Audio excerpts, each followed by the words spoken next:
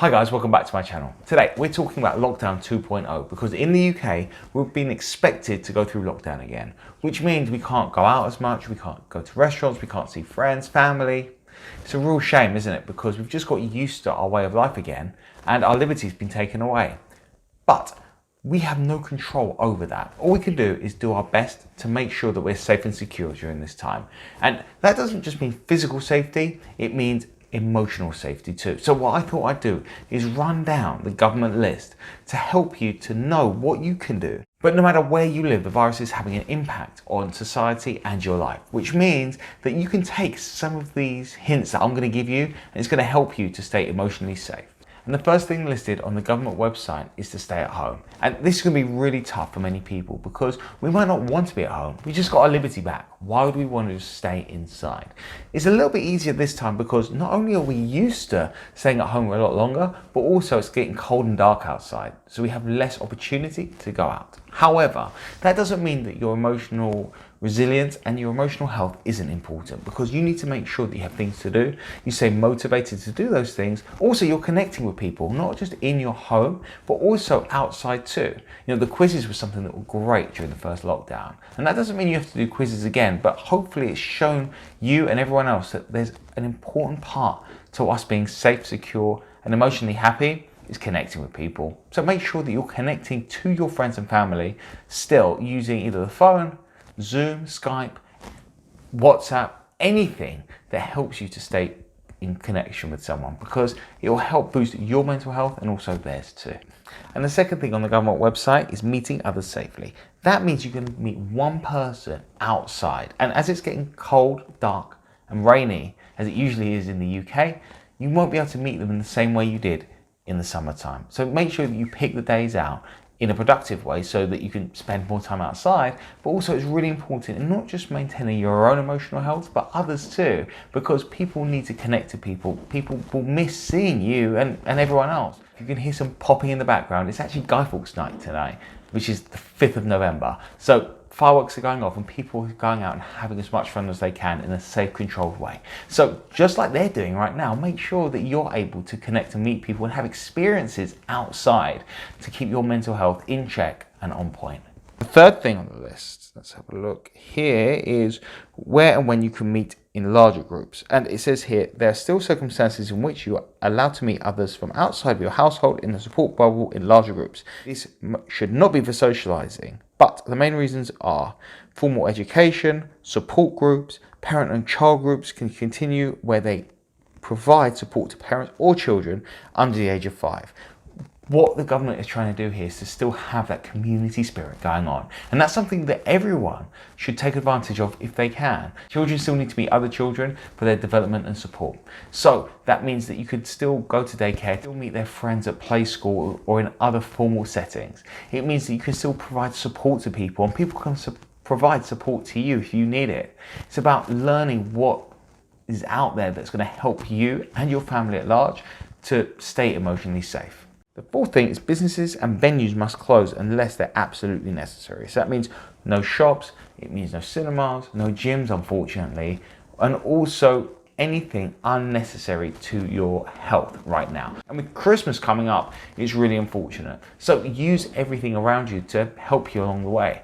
Make sure you go out and buy food and water and any provisions that you need. But for Christmas, you're probably going to have to either wait until the lockdown ends on the 2nd of December or use the internet. Weddings and civil partnerships for a maximum of 30 people. Going to work. And this is something which is going to help your mental health as well, because sometimes we need to go to work to make sure that we can liaise with people, talk to people, and remember, it's not about you going out and taking those risks unless absolutely necessary. So make sure that you have the provisions to work from home if you can. Only make those trips if you have to. But in terms of your mental health, think about how you can make work at home fun. That means maybe having a workspace just for you so that you don't have anyone bothering you when you're working. Make sure you speak to your work colleagues on the phone or via video chat. Do something which leads you to feel connected to the world, because that's where so many people are finding it so hard to keep happy and jubilant during this time. That connection and that choice and our ability just to have control over our lives is so important. So make sure you have those next steps to do so. As an example, I'm working from home predominantly using Zoom, but I'm also connecting with people in my work environment by phone calls and other mediums, so that I'm able just to talk to people and making sure that I'm making all the necessary steps to make sure I'm good so I can help all my clients. And that means, to be honest with you, making YouTube videos, because it helps me to stay on point and motivated, feeling that I'm achieving something, because unfortunately I can't get to the gym, but that's okay. I can use my intentions somewhere else just to get a little bit of reward and happiness. The next thing I want to talk about is travel, and this is something which is going to hurt so many of us emotionally, because we can't go out, we won't have places to go, and travel is something which, especially in London, you're able to do and take that time out just to be on your own.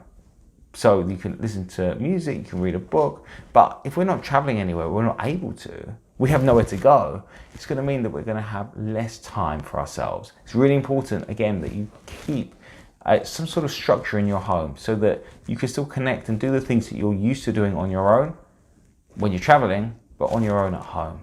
Remember, emotional space is something that I talk about on my channel so much, but it's something that's so important, because if you haven't got that emotional space, it means that you're going to be pulled every which way. I'm not sure why you're getting angry or upset. It's so important to remember that your emotional safety is so important, because if you're hurting emotionally, you can't help anyone else, and you're going to take unnecessary risks.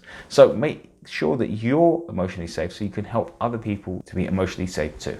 Really, what this list is trying to help with is to help you to know what it is that you need to do. And unfortunately, from me just reading it now, it feels like the government is telling us, unless we absolutely have to, stay at home, because infection rates are going up, and unfortunately, we have to make some sacrifices, and that sacrifice of a month might mean we might curb the virus. And by us doing that, we can get back to normal so much quicker. It's all well and good talking about curbing the virus, but we need to make sure that we feel good in ourselves during this time.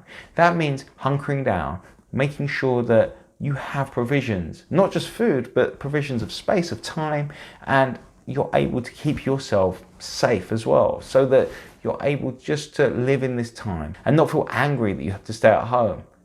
Because if you get angry, everyone else around you is going to feel that anger, and everyone's going to be in the same position, just being angry all the time, or being upset and not being able to feel good at all. Use this list, make sure that you're able to feel comfortable and content in this time, and soon it will all be over, and hopefully we can go back to our lives with the virus gone or on its way out. If you've got any questions for me, why don't you ask me in the comment section, and I can answer your question in a future video. Also, remember to like this video, subscribe, so you have plenty more to come. Hope to see you next time. Take care. Bye-bye.